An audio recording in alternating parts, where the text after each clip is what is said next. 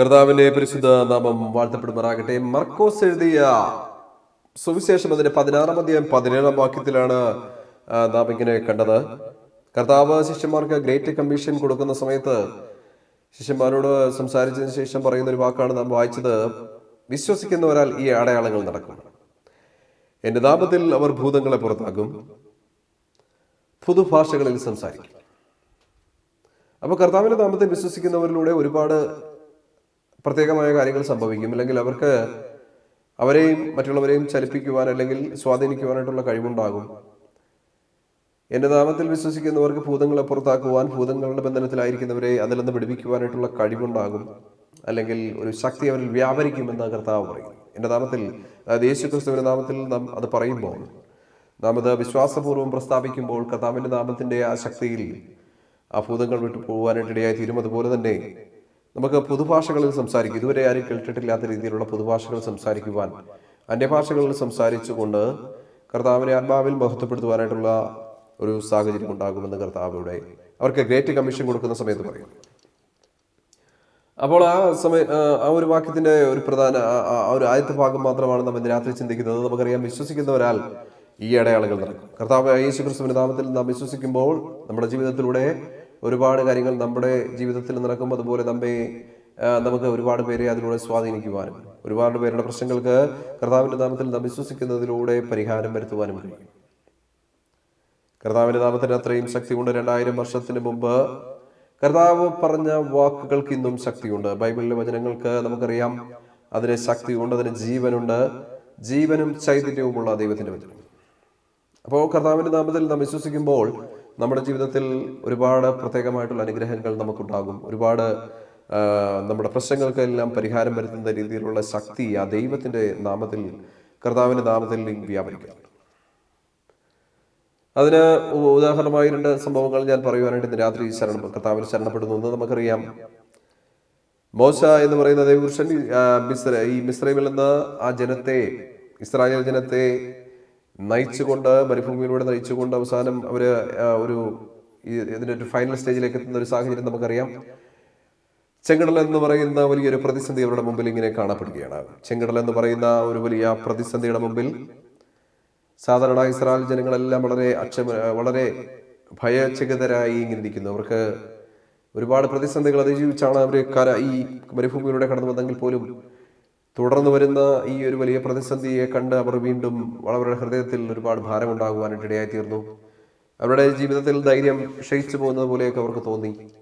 അവര് മനസ്സിൽ പെറുപെടുത്തിരിക്കാം, ഞങ്ങൾക്ക് ഇതിൻ്റെ ഒന്നും ആവശ്യമില്ലായിരുന്നു. ഈ മരുഭൂമിയെല്ലാം ചുറ്റി സഞ്ചരിച്ചു വന്നു, ഒരുപാട് കഷ്ടങ്ങളൊക്കെ സഹിച്ചു വന്നു, ഒരുപാട് പ്രതികൂലങ്ങൾ, പോരാട്ടങ്ങൾക്ക് ഞങ്ങൾക്കുണ്ടായിരുന്നു. പക്ഷെ എന്നാലും ഞങ്ങൾക്ക് എത്താം എന്നാണ് വിചാരിച്ചത്. പക്ഷെ ഇപ്പോൾ ഇവിടെ നോക്കൂ, ഒരു വലിയ സമുദ്രത്തിന്റെ ഭാഗമായിട്ടുള്ള കടൽ, ചെങ്കടലിൽ ഇങ്ങനെ നിൽക്കുകയാണ്.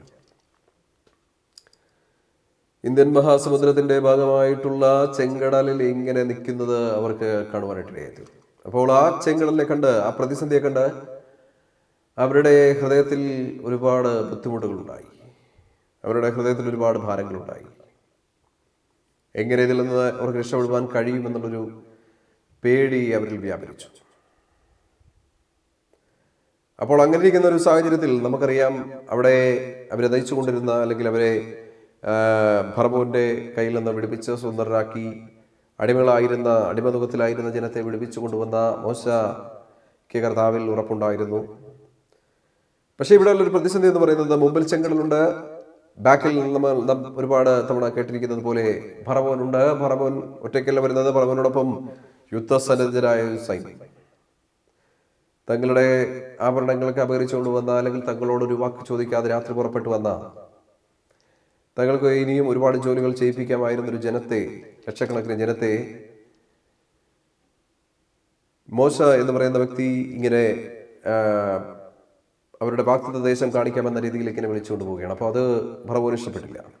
അദ്ദേഹം ഒന്നെങ്കിൽ ഈ ജനത്തെ തിരിച്ചു കൊണ്ടുപോകണം, അല്ലെങ്കിൽ ജീവനുടെയോ അല്ലാതെ തിരിച്ചു കൊണ്ടുപോകണം എന്നുള്ള ഒറ്റ പ്ലാനിൽ, അല്ലെങ്കിൽ ഒന്നെങ്കിൽ അവരെ നശിപ്പിക്കണം, അല്ലെങ്കിൽ അവരെ തിരിച്ചു കൊണ്ടുപോയി വീണ്ടും തൻ്റെ സാമ്രാജ്യത്തിൽ, അല്ലെങ്കിൽ തൻ്റെ ഈജിപ്റ്റ് എന്ന് പറയുന്ന, അല്ലെങ്കിൽ മിസ്രൈമിൽ ഒരുപാട് ജോലികൾ ചെയ്യിക്കുവാനായിട്ടുണ്ട്. പക്ഷെ എന്നാൽ പോലും അവിടെ ഈ ആർത്തിരമ്പി വരുന്ന ഫറവോനൊക്കെ ഉണ്ട് ഒരു പ്രതിസന്ധി ഉണ്ട്. പക്ഷേ മോശയുടെ ഹൃദയത്തിൽ ഒരു ഉറപ്പുണ്ടായിരുന്നു. കർത്താവിന്റെ നാമത്തിൽ മോശ വിശ്വസിക്കുന്നത് കൊണ്ട് മോശയുടെ ഹൃദയത്തിൽ ഒരു ഉറപ്പുണ്ടായിരുന്നു, കർത്താവിനെ വിടുവിക്കുവാനായിട്ട് സാധിക്കും. കർത്താവ് ഒരുപാട് അത്ഭുത പ്രവൃത്തികളിലൂടെ ഒരുപാട് കാര്യങ്ങൾ മോശ പേഴ്സണലായിട്ട് അനുഭവിച്ചതാണ്. ഒരു മരുഭൂമിയിൽ ആടുകളെ മേയ്ക്കുന്ന സമയത്ത് മുൾപ്പടർപ്പിലൂടെ സംസാരിച്ച ദൈവത്തിന് സകലതും സാധ്യമാണെന്ന് മോശ ഉറച്ചു വിശ്വസിച്ചിരുന്നു.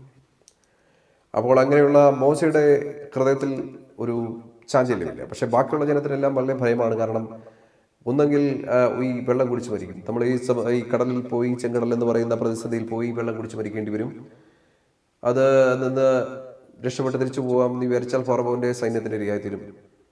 പിന്നെ അതിനെക്കുറിച്ച് ചരിത്രമറിയാവുന്ന അല്ലെങ്കിൽ ബൈബിൾ അനലൈസ് ചെയ്യുന്നവരൊക്കെ പറയുന്നു, ഈ മുമ്പിൽ ഒരു ചെങ്കടലുണ്ട്, ബാക്കിൽ ഫറവോനും സൈന്യവുമുണ്ട്. പക്ഷേ ഇരു സൈഡിലും ജോഗ്രഫിക്കലി നോക്കുമ്പോൾ അവിടെ കിഴക്കാം തൂക്കായ പാറക്കെട്ടുകളുണ്ട്. ആർക്കും കയറി രക്ഷപ്പെട്ട് വശങ്ങളിലൂടെ രക്ഷപ്പെടാമെന്നുള്ള ഒരു പ്രതീക്ഷയും അവിടെയില്ല. അപ്പോൾ ശരിക്കും അവരുടെ ജീവിതത്തിൽ വലിയൊരു പ്രതിസന്ധിയാണ്. മുമ്പിൽ ചെങ്കടൽ, ബാക്കിൽ ഫറവോൻ, ഇരു സൈഡിലും കിഴക്കാം തൂക്കായ പാറക്കെട്ടുകൾ. അവർക്ക് കയറി രക്ഷപ്പെടുവാനായിട്ട്, ഈ പ്രതിസന്ധിയെ അവർക്ക് അതിജീവിച്ച് പോകുവാനായിട്ട് എന്തെങ്കിലും എക്സ്ട്രാ സൂപ്പർ നാച്ചുറൽ ആയിട്ടുള്ള സംഭവങ്ങൾ നടന്നിട്ടുണ്ട്. അപ്പോൾ അങ്ങനെ ഇരിക്കുന്ന സാഹചര്യത്തിൽ അവർക്ക് ഒരു പ്രതീക്ഷയുമില്ല. അവർ മോശയ്ക്കെതിരെ ഹൃദയത്തിൽ വളരെ അവർക്ക് പെറുപെറുപ്പുണ്ടായി. മോശ ഞങ്ങളെ ഇവിടെ കൊല്ലുവാനായിട്ട് കൊണ്ടുവന്നിരിക്കുന്നു, വെള്ളം കുടിപ്പിച്ച് കൊണ്ടുവരുവാനായിട്ട് കൊണ്ടുവന്നിരിക്കുന്നു ഒരു ചിന്ത അവരുടെ ജീവിതത്തിലുണ്ടായി. പക്ഷെ മോശയെ സംബന്ധിച്ചിടത്തോളം മോശയ്ക്ക് ഒരു ചാഞ്ചല്യവും അവിടെ ഇല്ല. മോശ കർത്താവ് പറഞ്ഞതുപോലെ ആ വടി ആ കടലിന് നേരെ നീട്ടി അവിടെ അവർക്ക് ഒരു വലിയ ഒരു വഴി അവിടെ തുറക്കുവാനായിട്ട് ഇടയായി. നാം ഇത് ഒരുപാട് തവണ കേട്ടിരിക്കുന്ന പ്രസംഗങ്ങളാണ്. ഒരുപാട് തവണ നാം ഈ ചരിത്രത്തെക്കുറിച്ച് അല്ലെങ്കിൽ ഈ നടന്ന സംഭവത്തെക്കുറിച്ച് നാം അനലൈസ് ചെയ്തിട്ടുണ്ട്. പക്ഷേ നമുക്കറിയാം, അവിടെ നമ്മൾ ചിന്തിക്കുവാൻ പോകുന്നത് വിശ്വസിക്കുന്നു പറഞ്ഞാൽ ഈ അടയാളങ്ങൾ നടക്കും. അവിടെ നോക്കൂ, മോശ എന്ന് പറയുന്ന ഒരു സിംഗിൾ പേഴ്സന്റെ അചഞ്ചലമായ വിശ്വാസം. കർത്താവ് ആണ് തന്നെ വിളിച്ചിറക്കി കൊണ്ടുവന്നത്.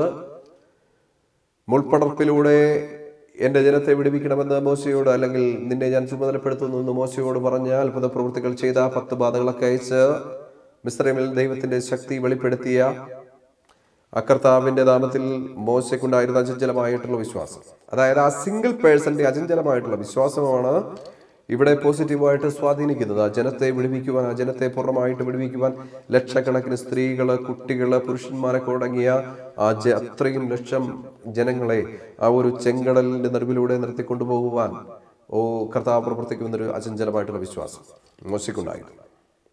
അപ്പൊ ഇവിടെ നോക്കുക, സിംഗിൾ പേഴ്സൺ, അതായത് ഒരേ ഒരു മനുഷ്യന്റെ വിശ്വാസം മൂലം ലക്ഷക്കണക്കിന് ജനമാണ് വിടുവിക്കപ്പെടുന്നത്.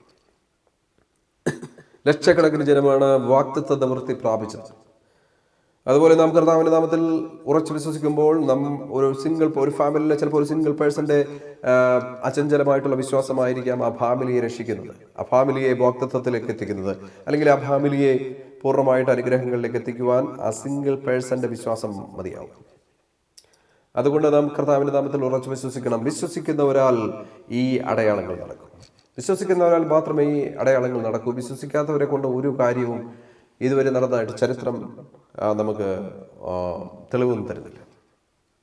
അപ്പോൾ കർത്താവിന്റെ നാമത്തിൽ നാം വിശ്വസിക്കുന്നു. നമ്മുടെ ജീവിതത്തിൽ പ്രശ്നങ്ങളെ പരിഹരിക്കുവാൻ, നമ്മുടെ ജീവിതത്തിൽ ഇതുപോലെ മുമ്പിലും പിമ്പിലും അതല്ലെങ്കിൽ ഇരുവശങ്ങളിലുള്ള ആ പ്രതിസന്ധികളുടെ മുമ്പിൽ നിന്ന് നമ്മെ വിടുവിക്കുവാൻ, നമ്മെ അതിൽ നിന്ന് പൂർണ്ണമായിട്ട് വിടുവിച്ച് നമ്മുടെ ജീവനാപത്തൊന്നും വരാതെ നമുക്ക് അനുഗ്രഹത്തിലേക്ക്, നമുക്ക് സമൃദ്ധിയിലേക്ക്, നമുക്ക് വാഗ്ദത്തത്തിലേക്ക് എത്തിക്കുവാൻ ദൈവത്തിന് കഴിയുമെന്ന് നാം നമ്മുടെ ഹൃദയത്തിൽ ഉറച്ചു വിശ്വസിക്കുമ്പോൾ, ഞാൻ ഈ കടന്നുപോയിക്കൊണ്ടിരിക്കുന്ന ഈ പ്രതിസന്ധികളുടെ മധ്യേ, അല്ലെങ്കിൽ ഞാൻ ഈ കടന്നുപോയിക്കൊണ്ടിരിക്കുന്ന ഈ ഫറവോന്റെയും ചെങ്കടലിന്റെയും ഈ പാറക്കൂട്ടുകളുടെയും നടുവിൽ നിന്നുള്ള ഈ പ്രതിസന്ധികളുടെ മധ്യേ എന്നെ വിടുവിക്കുവാൻ കഴിവുള്ള ഒരു ദൈവം എനിക്കുണ്ടെന്ന് നാം ഉറച്ചു വിശ്വസിക്കുമ്പോൾ, കർത്താവിന്റെ നാമത്തിൽ നാം ഉറച്ചു വിശ്വസിക്കുമ്പോൾ, യേശു ക്രിസ്തുവിന്റെ അധികാരമുള്ള നാമത്തിൽ നാം ഉറച്ചു വിശ്വസിക്കുമ്പോൾ, അല്ലെങ്കിൽ നമ്മുടെ ജീവിതത്തിലും ആ വിശ്വാസം മൂലം വിടുതലുകൾ നടക്കും.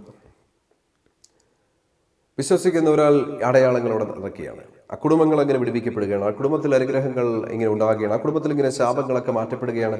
ആ കുടുംബത്തിലുണ്ടായിരുന്ന തീരാ വ്യാധികളൊക്കെ ഇങ്ങനെ മാറ്റപ്പെടുകയാണ്.